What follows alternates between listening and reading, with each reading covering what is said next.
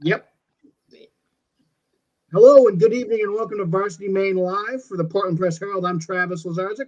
This week I am joined by my colleague from the Press Herald, Steve Craig, and from the Forecaster, Michael Hoffer. This week we don't have one guest, we have two. That's how big a show this is. Two guests for you. They have recently won their third state title in Class B for the Cape Elizabeth girls soccer team. They're two of the best players in the state. Joining us this week are Maggie Cochran and Emily Supple. Guys, thanks for being here. Of course. Thanks for having us. I'll start with this. You guys, best friends, obviously. You played a lot of soccer together.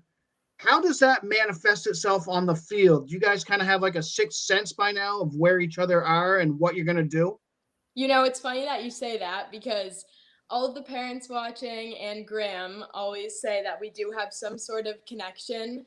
And I almost feel like whenever I have the ball at my feet, I know where she is on the field without even looking. So I think playing with each other just for so many years, we have kind of developed a sort of chemistry on the field for sure. All the girls on the team think it's the weirdest thing because somehow we're able to find each other when they have no idea. It's really confusing. But yeah, I think over years we have built up a sixth sense. Take us back to the beginning. When was the first time you guys played together? How old were you? Oh gosh. So we started club when we were probably 8 or 9, I would say. Third grade. And that's when we first started playing like competitively. And that we were on the same team then. And then it just has continued on ever since probably 8 or 9 years old. And we both play on different club teams now, but still been able to play for high school, which is really fun. So that's probably the youngest. That's yeah. I mean, we've definitely played town, but like recreational soccer before then because we've grown up in Cape Elizabeth our whole lives. But yeah, we really started playing together for real in third grade and then continued till about, when did you leave for? 8th grade. Until about 8th grade. So yeah, 5 years straight of club soccer. Yeah. Maggie, you know, it's well known you get a lot of attention from opposing defenses, which I know helped Emily a lot this year. But what do you feel like Emily's presence in the great season that she had this year, how did that make things easier for you? Oh, it was much easier for me. I think anytime that Emily's on the field, I know that something good is going to happen. And when I am being marked by lots of people, it is frustrating, but it doesn't really bother me just because I know that Emily's going to have a huge impact in the game anyway. So this season was definitely very, very, very helpful to have Emily on the field and do what she does. And then Emily, I mean, what did having Maggie as obviously a great teammate, but getting so much attention, how did that allow you to get a little more room? And of course, you're deadly from 40 yards out and in, so it didn't really matter if you had much room. Well, I mean, obviously, like you said, Maggie does get a lot of the attention from the defense. I mean, I've seen 3-4 girls on her at once in multiple situations. So yeah, that definitely opened up so much space for me up front, as well as some girls in the middle. And I mean, even when Maggie has 3 or 4 girls on her, she's still able to somehow get through all of that and dribble past them. But in the rare occasion that wasn't possible, there was some space for some of me and some of our other forwards to get open, which was great. Guys, yesterday was the start of this national signing period, so seniors all over the place are making their college choices. What do you guys have planned for the future? Emily, I understand you kind of have made your choices this morning, so tell Maine where you'll be playing soccer next year. Yeah, so this morning I committed to play at Bryant University. Great. Congrats. I'm super excited, for sure. And then you? Yeah, I committed to play at Northeastern University. So, yeah, definitely excited also. We'll have to get Northeastern and Bryant to schedule each other then. I know. That would be fun, for sure.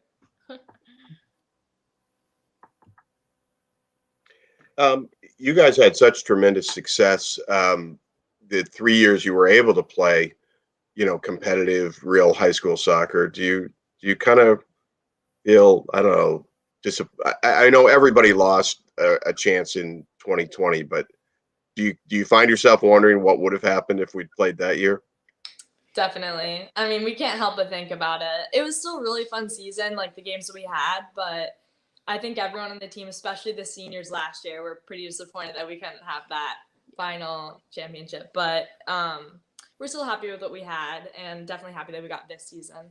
yeah, can't help but think about it. It would have been fun to have like the 4 years in a row, 4-peat type thing. Yeah. And especially like Maggie said, for those seniors like Sammy Olson, Laura Ryer, like I do feel bad for them that they didn't get the playoff run that we got, but I am grateful that our senior year got that for sure.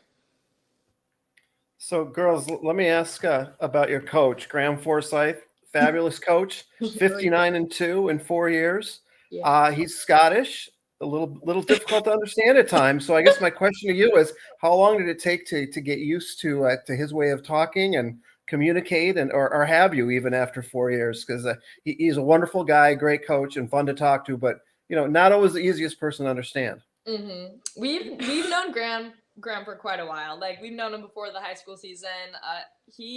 Right when he moved here, he was a GPS coach, so we knew him right from that. And so we've had a few years getting used to his accent and all of that. But to this day, everyone on the team will either make fun of his accent throughout practice or just have like no idea what he's saying. Yeah. But still, even though we don't know what he's saying, he's still a great coach. We've learned a lot over these 4 years. Yes, it's true. His coaching transcends language. Yeah. Yes, that's very true. Very true. Fantastic. Well, Maggie, Emily, congratulations on another state championship. Good luck the rest of your senior year, and thanks for joining us tonight on Varsity Maine Live. Thank you for having us. Thank you so much for having us. Thanks. Thank you, guys. ladies. Great Good job. luck in the future. Take care. Thank you. That was Maggie Cochran and Emily Supple from Cape Elizabeth High School. We'll now move on to Athletes of the Week, starting with Maddie Perkins of Winthrop Field Hockey. She scored with just over a minute left in regulation to give the Ramblers a 3-2 win over MCI in the Class C title game. Perkins had 2 goals and assists in the state game and had 3 goals and 3 assists in a win over Lisbon in the C South final. Cam Cornett, Marshwood football, senior wingback, rushed for 176 yards and 2 touchdowns, and he caught 6 passes for another 66 yards and 2 touchdowns, and had a key interception to stop a Kennebunk drive in the Hawks' 42-21 Class B South semifinal win at Kennebunk. Emily Harper from Maranacook Girls Soccer. We've seen her name quite a few times this year. She scored 2 goals to help Maranacook beat Bucksport in the Class C Girls Soccer final. It was the first title in Maranacook Girls Soccer history. Dayton Calder from Levitt football. He scored 2 first-half touchdowns, including one on a 66-yard run in the Hornets' 46-12 win over Wells in the Class C South semifinal. Sarah Talon from Wyndham Girls Soccer, a senior forward. Talon scored 7 goals in her last 3 soccer games, including one in the Eagles' 3-1 Class A championship game, and in the next few days will sign her national letter of intent to accept a scholarship to play basketball at the University of Maine. Steve, you saw this Wyndham team's run through the regional final and state game. Just tell us about how they looked. They were clearly the best team in the state from, that's just, and they proved it in the playoffs. They beat, they dominated Thornton Academy in the regional semifinal. Then they took care of Gorham quite easily, and that was a very good team.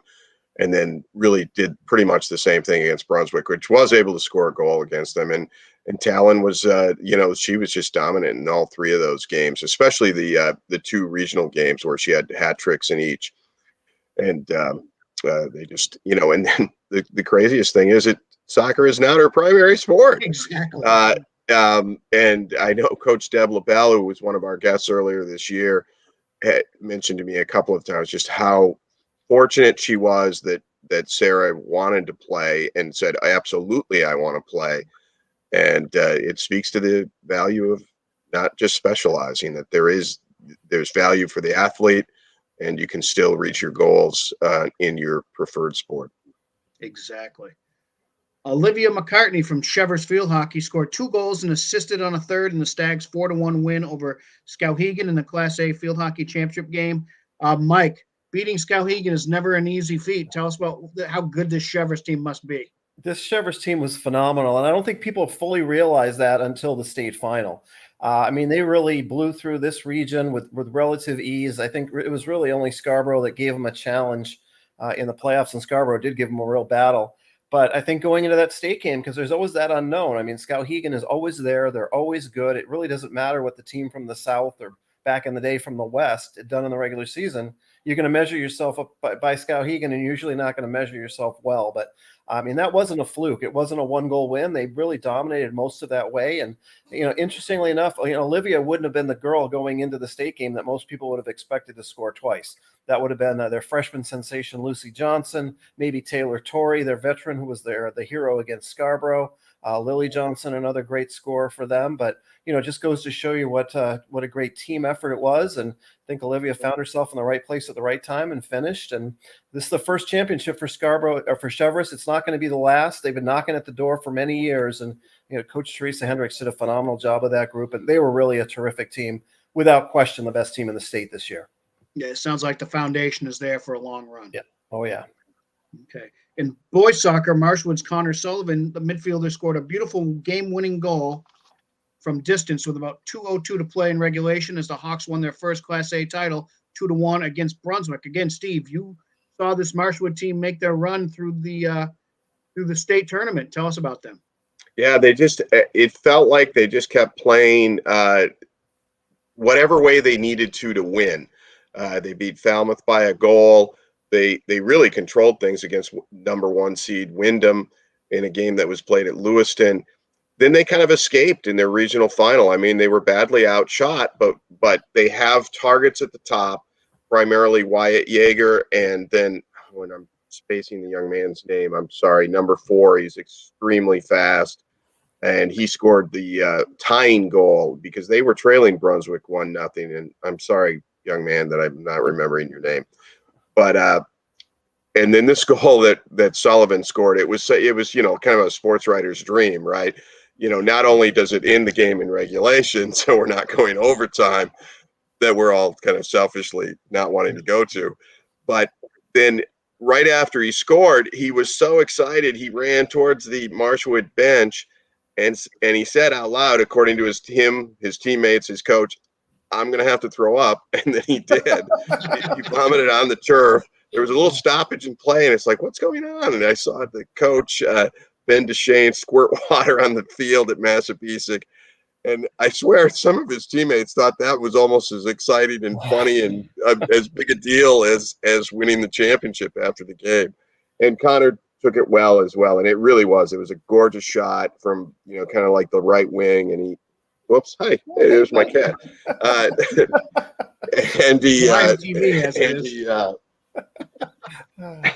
And it just, he just hit it into the top left corner. The goalie made an effort, but it come out, maybe a little too far, but it wasn't the goalie's fault. It was just a great shot. And it won a gold ball for Marshwood, their first in Class A. And they were. Connor, you vomit all you want if you save our deadlines. That's right. That's right. Well, moving on. Parker Higgins from Lawrence football. He ran for 276 yards and a touchdown in the 36-20 win over Coney in the Class B North semifinal game. His opponent will be represented by our next player, Nick Garrison, Wyndham football. He recovered a fumble and had a sack, both in the final 3 minutes of the Eagles' 7-6 Class B North semifinal win over Skowhegan. I was at this game, and boy, it just seemed like Skowhegan had chance after chance after chance and either shot themselves in the foot with a turnover inside the Wyndham 10-yard line, or the Eagles just made a play. Like, Garrison recovering a fumble and getting that sack on the absolute last play of the game to preserve that 1-point win. They'll have to play a little better to get against Lawrence. I don't know if Lawrence will, squander so many opportunities if they get in the red zone as Skowhegan did, but certainly spoke to Wyndham's intestinal fortitude. I'm curious, Travis, because you saw that game. Yeah. Two things. I mean, it's easy to criticize, but why didn't Skowhegan kick a field goal at the end? I think, like many high school teams, they just don't have a kicker. They did try to kick the extra point because they had gone for two the first time when they scored their one touchdown. The kick was blocked, so I think maybe there was issues with the snap, hold, kick. It's a process. So, as your cat can tell us.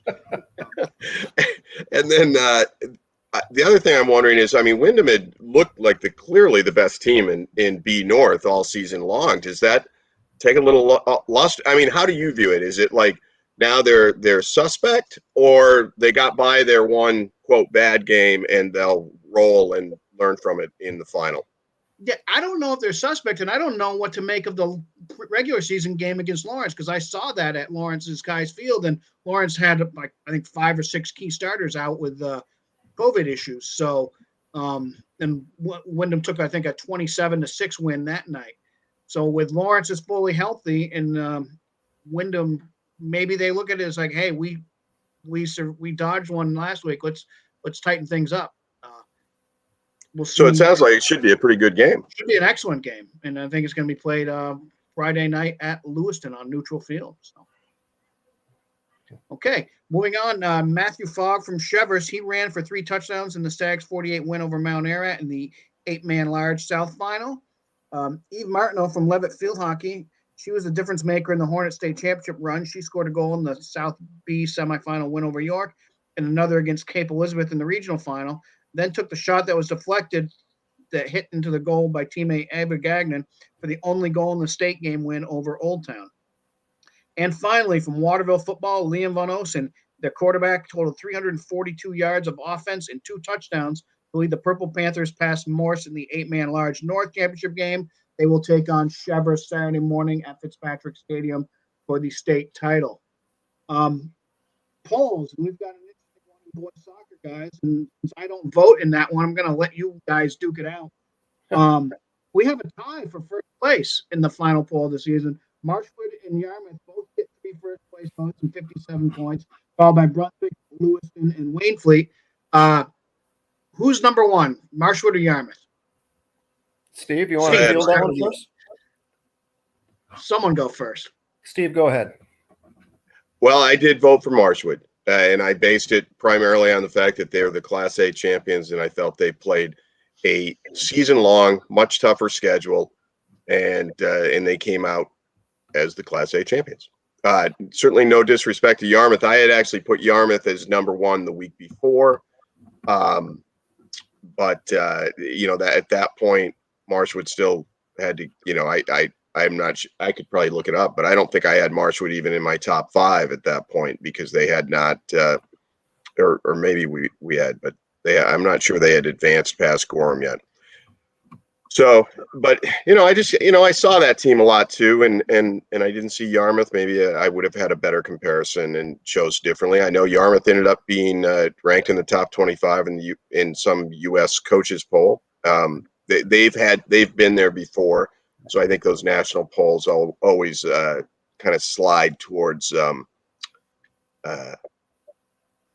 somebody about. Familiarity. Mike Haggerty's program is tremendous, and people should know about it.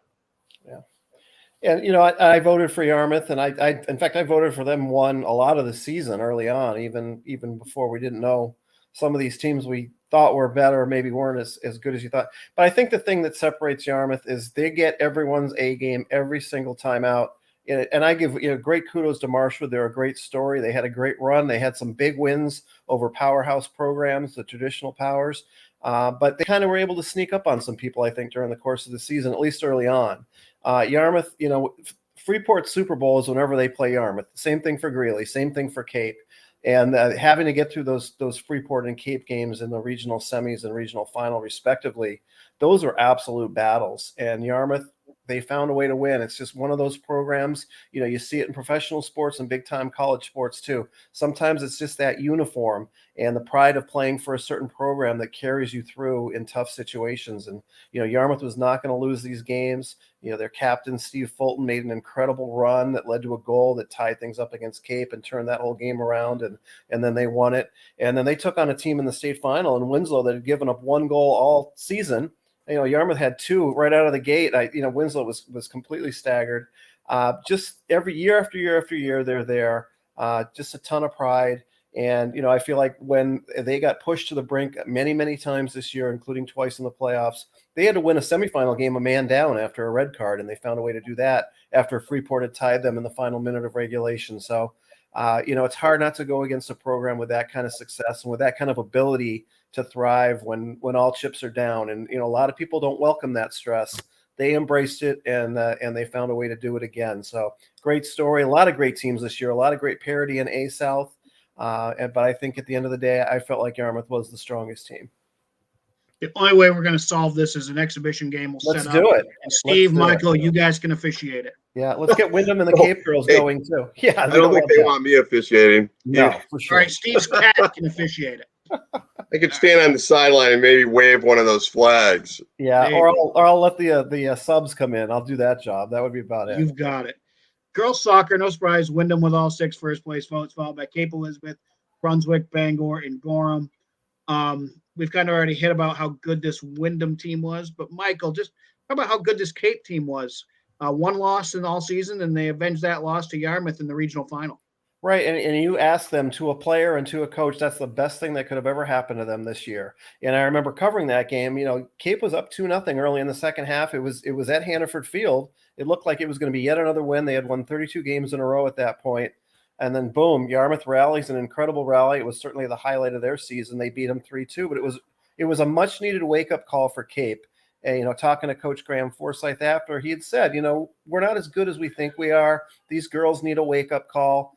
They got it. And I think, you know, it took a week or so to maybe finally really figure things out and move forward. But once they did, they were unbeatable. And, you know, I thought at the time it was probably going to be the best thing for them. And after they beat Yarmouth in the regional final, and then after beating Herman again in the state game, you know, that was the theme, was this was much needed.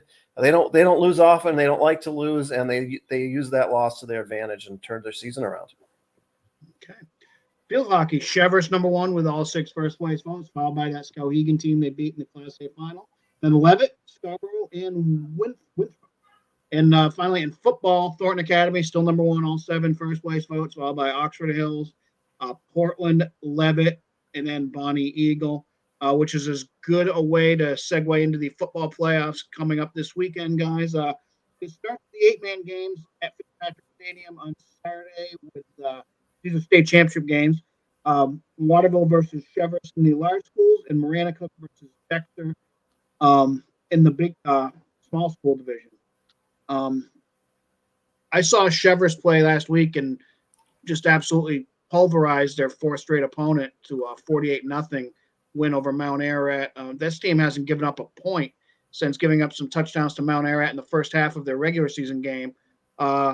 Michael or Steve, what does Waterville have to do to stay with these guys?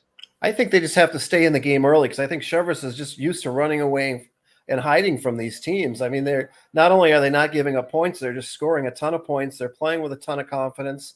And, you know, I view them as heavy favorites, no disrespect to Waterville. I know they had a very exciting regional final win of their own, but, you know, to me, if Cheverus comes out and plays their game, they're going to have a gold ball. I think one great thing about this is it gives the a kid like this Liam Von Olsen, who felt like he could have been on our, you know, players of the week every single week. It gives him him as well as a player like Fogg or Fowler or, you know, the whole Cheverus team, really that format, if you will, you know, that and hopefully some people turn out that are even just casual football fans, because I know I was at the first 8-man championship in 2019, and it was a great atmosphere and it was a fun day, and you know, I don't know who's going to win. I gotta believe it'll be Cheverus, but you know, maybe we're just biased because we're down here in the South. Maybe that 8-man North division was tougher than we give it credit for. Okay, in the Class A semifinals this week, we have #3 Bonnie Eagle at #2 Oxford Hills, and #5 Scarborough at #1 Thornton Academy. Both these games are on Saturday. Steve, interesting rematch between Bonnie Eagle and Oxford Hills. It is an interesting rematch. This was the game in the regular season that kind of made us all say, okay, Oxford Hills is really for real. You know, they won at home 19-6 against Bonnie Eagle, and they actually gave up a touchdown on the Bonnie, if I'm remembering correctly, on Bonnie Eagle's first possession, and then shut them out the rest of the way. I've only seen Oxford Hills once this year. I came away very impressed, despite their 6 turnovers and a loss to Thornton. They have a lot of talent. They really run to the ball and play some really tough defense. I think that's maybe what they do best of all. So it's going to be tough for Bonnie Eagle. It's been which has been a bit of an up and down team. They lost at Bangor, you know, also lost to Thornton Academy. So, you know, you got to say Oxford Hills has the edge, but you know, Kevin Cooper's been the head coach of Bonnie Eagle, has been in this game many times and quite often won it. So I would not discount the Scots. Don't ever bet against Kevin Cooper in November, ever. Okay. B. Not that we're betting on high school sports, Well, no, are we? I don't Yeah, mean no, that in a literal no sense. wagering. No. Yeah. B finals in the regional finals. In the North, we have number 3 Lawrence at number 1 Wyndham. We kind of hit on that a little bit earlier. And then in the South, we have number 3 Marshwood at number 1 Portland on Saturday night at the stadium. Steve, this was kind of the game in the regular season where everyone saw, hey, Portland's for real. Yeah, I think so. They started right off the gate when they went down to Kennebunk on the very first night of the season on a Thursday night and dominated that game. And then when they won at Marshwood, it was like, okay, yeah. And they've run the table. Portland has clearly been the best team in B South. They've beaten their the two primary year in, year out contenders, and they beat them pretty handily. Actually, they really haven't had a close game yet this year. But much like not wanting to bet against Kevin Cooper, I really do think Portland is the better team, but I picked them and everything. I know Travis is the only one who picked Marshwood in our weekly picks. I haven't looked at it. Boy, it's hard to pick against Marshwood, and especially Coach Alex Rotzko. This is their 8th regional final appearance in his 9 seasons. It's 10 years counting the COVID year, but the 9 seasons that they could have gotten to a regional final. That's amazing, And if he makes it, it's going to be their 6th in the last 7 years going to the state final. Plus they made it one other time, so it'd be something like it's just I do think Portland has the athletes to keep track of Cam Cornett, who is a phenomenal player, and I think their fullback Goodwin, who is a very tough runner, good player on both sides of the ball, will find it hard to get a lot of yards up the middle against Portland. And so it really comes down to whether Marshwood can stop Portland. And Marshwood's defense has shown itself to be a bit suspect. Much better last week than they were in the regular season final against Kennebunk. But still, they did give up 21 points, and that might be enough for Portland to win this game. In Class C regional finals in the North, we have number 5 Herman versus number 2 Winslow. That's going to be Saturday afternoon at Hamden Academy. And in the South, Mike, we have number 2 Cape Elizabeth at number 1 Levitt. That game's still tomorrow night, Friday night, as far as we know, despite the forecast. What's Cape got to do to kind of hang with Levitt? They hung with them the first time, but what do they got to do to maybe more than hang with them? Well, it's a simple game, right? You don't turn the ball over, you have a chance. And I think that's what doomed Cape in the last meeting. They know they have the offensive firepower to play with anybody. I think they're looking forward to this rematch because they felt like they could have won that first game. They just weren't able to hold on to the ball, and you can't go up to Turner and expect to win in an almost impossible place to win unless you play close to a perfect game. And, they've got the athletes to do that if they can not turn the ball over, and that's going to be hard to do if they do play tomorrow night in what could be some very miserable conditions. It's going to be tough because Levitt knows how to win these games. They've played so many of them over the years, and it's really, really hard to pick against them playing on their home field. But if anyone can beat them, this Cape team just might. I think they like the fact that they're the underdog going up there, and they're going to go up there very confident. It should be a lot of fun. I hope they do play tomorrow, because if they play tomorrow, I'll get to see it. If they move it to Saturday, I won't. But I don't really want to stand out in the rain either, so we'll see. My umbrella is at the ready. Yeah.